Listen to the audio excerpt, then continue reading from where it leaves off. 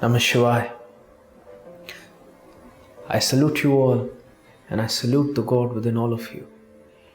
आप सबको, आप सबके भीतर के भगवान को मेरा प्रणाम। एक बार मैंने बाबा जी से पूछा कि बाबा जी, पाप और पुण्य के बीच का अंतर क्या है? और मेरे गुरु शिवयोग के परम सिद्ध अवधूत शिवानंद ने मुझे सिखाने की कोशिश की कि जब कभी भी माँ बाप को अपने बच्चों को कुछ सिखाना है तो बच्चे को देख कर सिखाया जाता है। जिस प्रकार से बालक का चरित्र होगा उस प्रकार से उसको सीख दी जाएगी। अगर एक बालक सकारात्मक है, पॉजिटिव है, ऑनेस्ट है, डिवाइन है, तो उसके माँ बाप रिवॉर्ड का इस्तेमाल करते हैं उसको सिखाने के लिए। उसको अच्छे अच्छे तोहफे देते हैं, उसको शाबाशी देते हैं, उसको बढ़िया बातें बोलते हैं, उसको मोटिवेट करते हैं ताकि वो एक सही रास्ते पे चल सके। और वहीं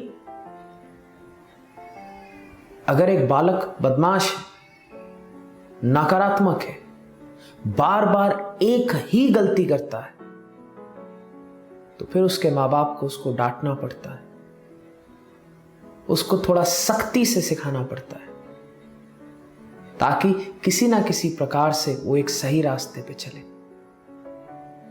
और जैसे माँ बाप हैं वैसे ही शिवयोग के सिद्ध सिखाते हैं, प्रकृति है। This universe is also trying to teach us the lesson which we are born to learn. The people who are positive, जो शिव योगी हैं, जिनको उनके गुरु ने सिखा रखा है तुम चाहते क्या हो वही चुनो, वही सोचो, उसी मार्ग पे चलो, जिनको शिक्षा मिली है, उन्हें भी प्रकृति सिखाती है, लेकिन उन्हें प्रकृति बहुत प्यार से सिखाती है। They are rewarded and they learn their lessons.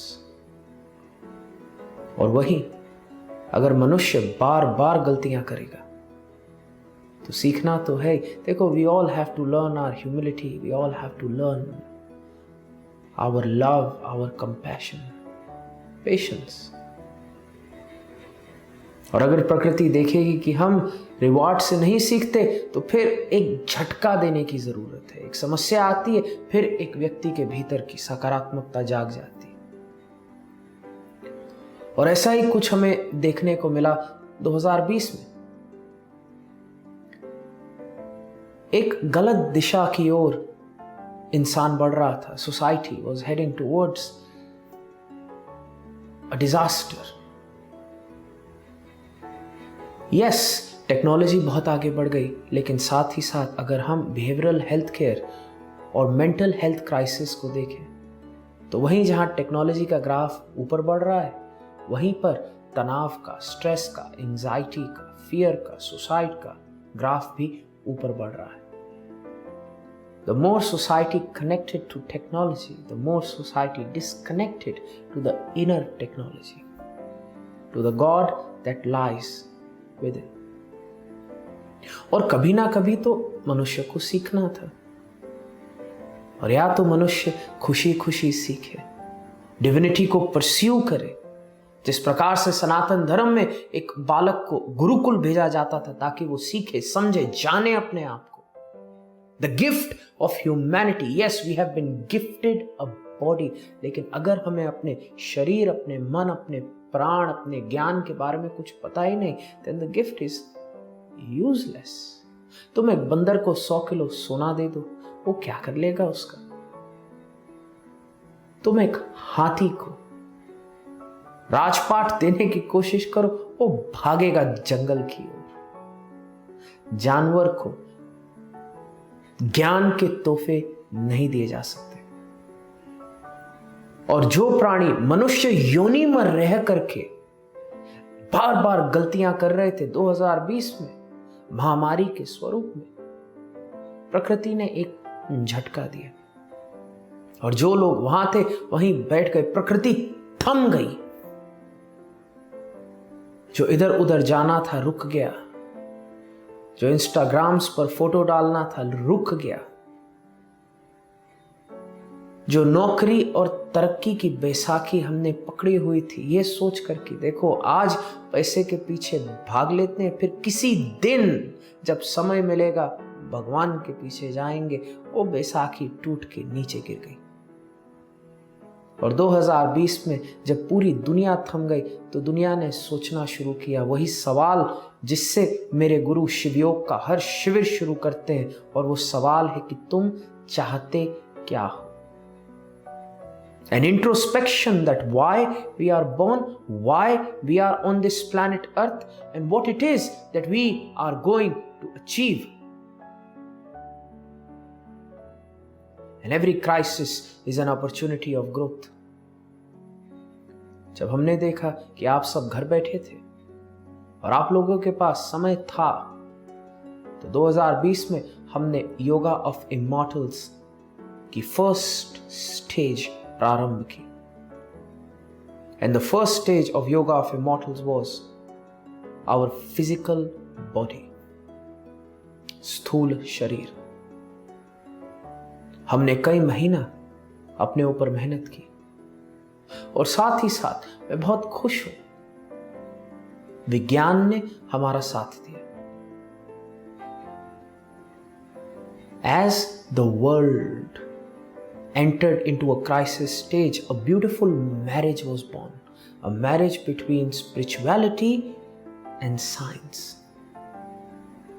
And why I say it is a good marriage, because when spirituality and science go hand in hand, then spirituality understands the miracle that a sadhak experiences.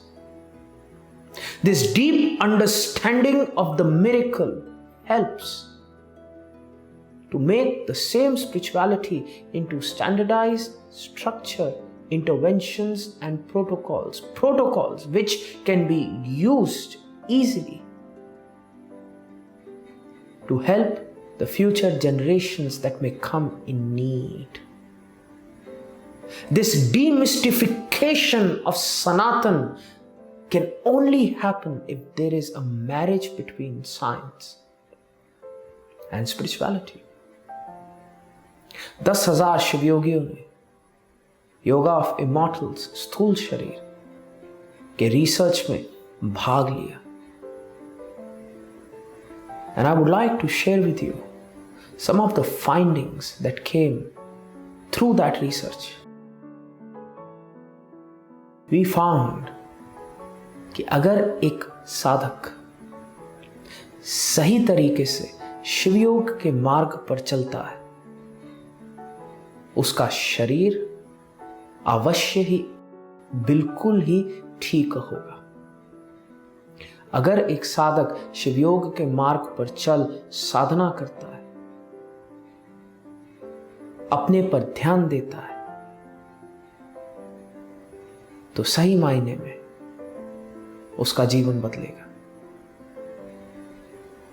We did the research and we got phenomenal results. Every single aspect of human life saw a tremendous, phenomenal growth. और ये शोध कीमती इसलिए था क्योंकि उस समय जब दुनिया के स्वास्थ्य का ग्राफ नीचे जा रहा था, कोरोना वायरस महामारी, घर बैठे बैठे सब का स्वास्थ्य नीचे जा रहा था, जो शिव योगी इस शोध का हिस्सा थे, योगा ऑफ इमॉर्टल्स का हिस्सा थे, उनके सारे graph, quality of life graph, physical body graph, happiness graph, वो सब ऊपर जा रहा था। मानो when the whole world was living the worst life they have ever experienced, the Shiv Yogis were living the best life that they could imagine. क्योंकि एक तो है पढ़ना अहम ब्रह्मास्मि शिवोहम शिवोहम, और दूसरा है अनुभव करना। एक तो है पढ़ना कि अमृत जैसा भी कुछ होता है, और दूसरा साधना के माध्यम से अपने भीतर के अमृत को जागृत करना। एक तो है पढ़ना, देखना, सीखना, समझने की कोशिश करना हमारे एटम्स को, हमारे सेल्स को, हमारे डीएनए को, और दूसरा अपने भीतर प्रवेश करना और सही मायने में जानना अपने अंतर्मन को, जानना अपनी शक्तियों को, अपनी खूबियों को। Understand the gift that has been given to you by the God you love the most. और 2020 का जो साल था बहुत कीमती था शिव योगियों के लिए, बहुत भला हुआ उनका। और अब समय आ चुका है कि हम योगा ऑफ इमॉर्टल्स की अगली सीढ़ी की ओर बढ़े। Just like we worked on and we mastered the physical body, it is time to go to the second stage of yoga of immortals, working and mastering the mind, yoga of immortal मनोमय कोश। हमारा मन बहुत कीमती है। जिस व्यक्ति ने अपने मन को जीतना सीख लिया, वो व्यक्ति अपने जीवन को जीतना सीख सकता है। हमारे मन का हमारे शरीर पर एक प्रभाव है। कितने वैज्ञानिक आज की तारीख में बोलते हैं, so many diseases are psychosomatic. Forget disease, even cure can sometimes be psychosomatic. If you have a strong positive mind, अगर तुम्हारा एक ताकतवर मन है तो तुम अपने भीतर एक प्लेसिबो क्रिएट कर सकते हो। जो दवा तुम्हें दी जाएगी तुम्हारे शरीर को लगती है, और अगर तुम्हारा एक नकारात्मक मन है, एक गलत सोच है, एक स्ट्रेसफुल सोच है, तो कितनी भी दवा दे दी जाए वो शरीर को लगती ही नहीं। कितना सही भोजन दे दिया जाए वो शरीर को लगता नहीं। अगर मन ताकतवर है, if the mind is strong, we will be resilient. And this resilience is important. The yoga of immortals, the Manomay Kosh, it is so important. क्योंकि विज्ञान ये चीज देखता है। Communities and societies, they react differently to pain. A strong mind reacts differently to pain. A weak mind reacts differently to pain. अगर waste में आज की तारीख में एक ओपियोइड क्राइसिस है, एक पेन मैनेजमेंट क्राइसिस है कि पता ही नहीं अगर जीवन में दर्द आ जाए तो करना क्या है, वो तब से जो व्यक्ति अनजान है, जो व्यक्ति साधना से अनजान है, हल्का सा दुख होगा, हल्की सी पीड़ा होगी, हल्का सा शारीरिक कष्ट होगा, और अगर रेजिलियंस नहीं है तो क्या करेगा, वो सब्सटेंस की ओर जाएगा। और वो सब्सटेंस चाहे शराब हो, चाहे दवा हो, चाहे साइकोसोमैटिक ड्रग हो। और अगर रेजिलियंस है, then that व्यक्ति, that person, even in front of unimaginable turmoil and odds, will persevere, remain strong. जैसे अर्जुन महाभारत में, सामने कुछ भी हो जाए, मेरे कृष्ण मेरे साथ हैं, I will remain strong, I will persevere. वो व्यक्ति जीत की ओर बढ़ जाता है। अगर ताकतवर मन हो, we are talking about resilience, we are talking about peace, we are talking about excellent mental health. अगर हमारे मन के भीतर शांति है तो जो कुछ भी भगवान ने हमें दिया है हम अनुभव कर सकते हैं। और अगर हमारे मन के भीतर शांति नहीं तो जो कुछ भी हमारे पास होगा वो बस हमारे पतन का कारण ही बनने वाला है।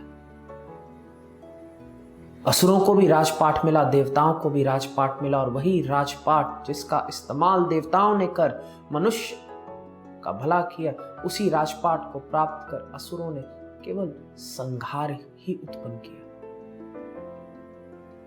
दुनिया भागती है पदार्थ को प्राप्त करने के लिए। और जो योगा ऑफ इमॉर्टल्स है, जो शिव योग का ज्ञान है, वो तुम्हें सिखाता है कि तुम्हें सबसे पहले मन की शांति को प्राप्त करना होगा। दुनिया को लगता है कि सब कुछ पालो फिर आखिरकार मुझे उसके बाद शांति मिलेगी, और शिव योग के सिद्ध तुम्हें सिखाते हैं कुछ पाने का शांति से लेना देना है ही नहीं। ये सबसे बड़ा झूठ है जो तुम्हें सिखाया गया है कि जब सब कुछ पालोगे अंत में तुम्हें शांति मिलेगी। सही बात तो ये है कि अगर शांति नहीं तो तुम कुछ भी पालोगे, तुम उसे अनुभव नहीं कर पाओगे।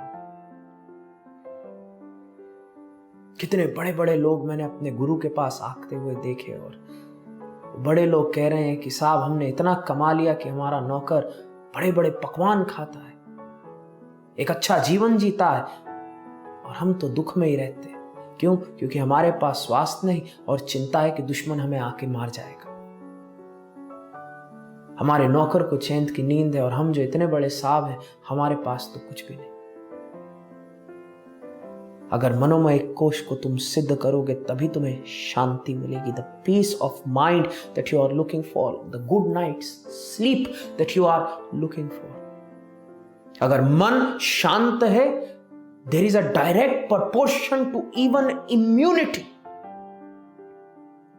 A person who's stressed, afraid, in a constant state of disarray, उसकी इम्यूनिटी नीचे जाएगी। और जिस व्यक्ति के भीतर कॉन्फिडेंस है, ताकत है, बिलीफ है, उसका शरीर हर क्षण उसका साथ देगा। रिहैबिलिटेशन का मन से लेना देना है। The ability to make the body healthy once again, एक बार फिर स्वास्थ्य के मार्ग पे चलना। ताकतवर सकारात्मक मन, ताकतवर शरीर।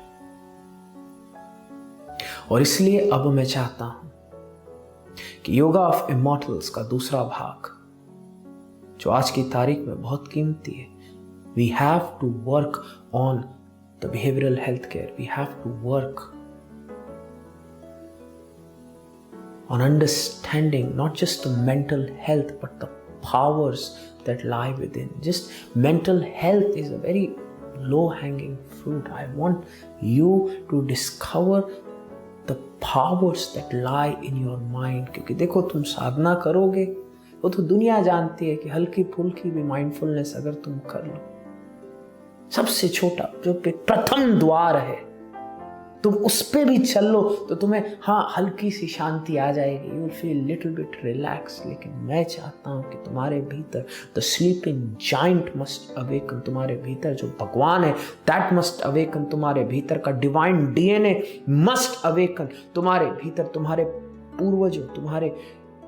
पूर्वज जो ऋषि मुनि थे, उनकी शक्तियां जो तुम्हारे भीतर हैं, दे मस्ट अवेकन। 2022 एक नया साल है, एक नया साल जो इतने क्राइसिस के बाद तुम्हें मिला, एक तोहफा, एक नई शुरुआत, अ न्यू बिगिनिंग। और अगर तुम इस नए साल में प्रवेश कर रहे हो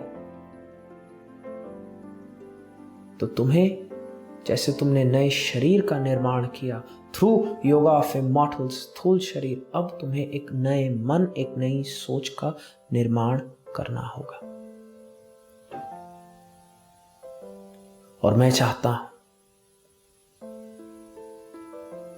that you must learn to master the mind with the yoga of immortals Manomay Kosh.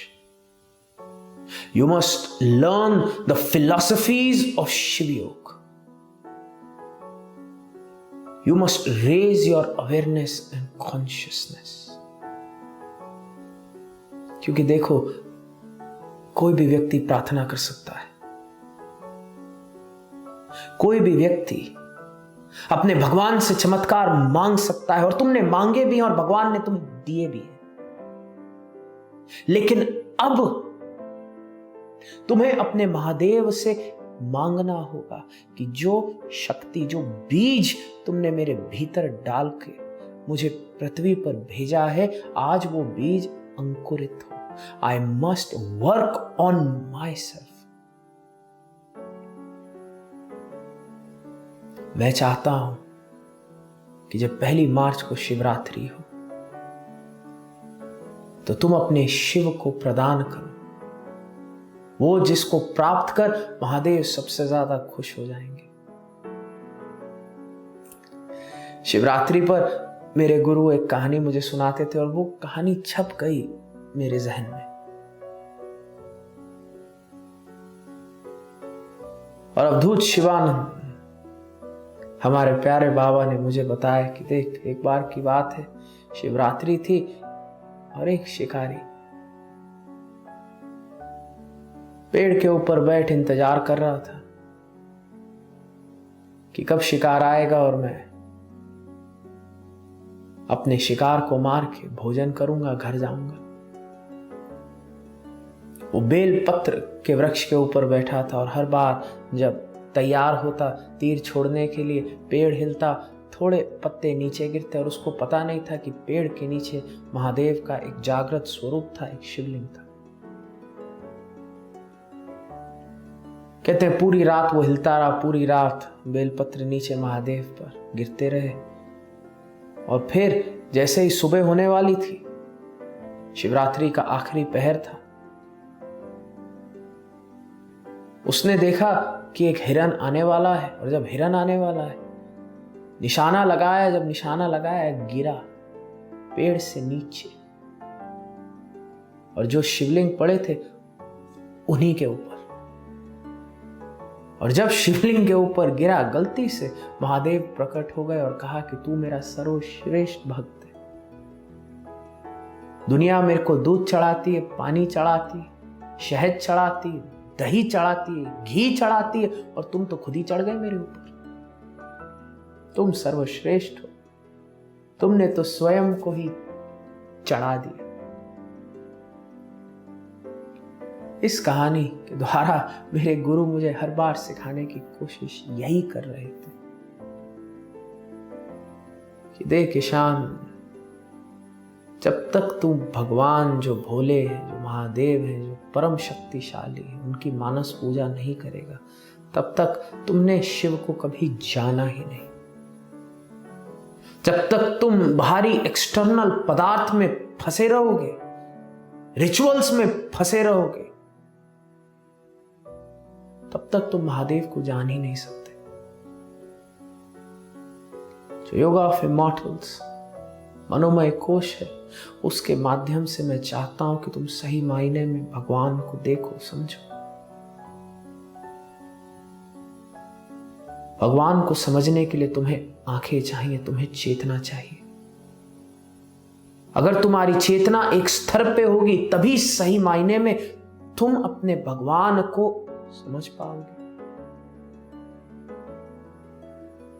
और मेरे गुरु ने मुझे समझाया कि देख बेटा, अगर जीते जी तुम अपने भगवान को देख लेते हो, जान लेते हो, तो साक्षात्कार है। और अगर मृत्यु के बाद भगवान दिखते हैं तो पुनरपि जननम पुनरपि मरणम। तुम इंतजार मत करना उस अंतिम दिन का, तुम्हें जीते जी अपने भगवान को देखना है, समझना है।